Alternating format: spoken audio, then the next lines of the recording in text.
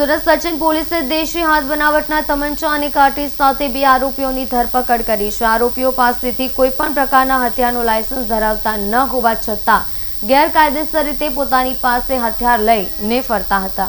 પોલીસે બાતમીને આધારે van Sachin road ઉપર વોચ ગોઠવી હતી। રસ્તા વચ્ચે બાઇક GJ5 FX ને આંતરી હતી। બાઇક ઉપર સવાર સંતુકુમાર રામપ્રસાદ પાસવાન, સોહેલ નાસિર ખાન પઠાણની તપાસ અને પૂછપરછ કરતા તેમની પાસેથી દેશી બનાવટનો એક તમંચો અને 1 નંગ કાર્ટ્રિજ મળી આવ્યો હતો। પોલીસે બંને આરોપીની ધરપકડ કરી આગળની તપાસ હાથ ધરી છે। પોલીસ પાસેથી મળતી માહિતી મુજબ શહેરમાં કાયદો અને વ્યવસ્થાની જાળવણીના ભાગરૂપે સચિન પોલીસ પેટ્રોલિંગમાં હતી, ત્યારે રસ્તા ઉપર 2 ઇસમો શંકાસ્પદ દેખાતા તેમને પકડીને તપાસ કરતા તેની પાસેથી તમંચા અને કાર્ટ્રિજ મળી આવી હતી। પોલીસ તાત્કાલિક બંને ઇસમોની ધરપકડ કરી હતી। તમંચા અને કાર્ટ્રિજ ક્યાંથી આવ્યા તે બાબતે પૂછપરછ કરી રહી છે।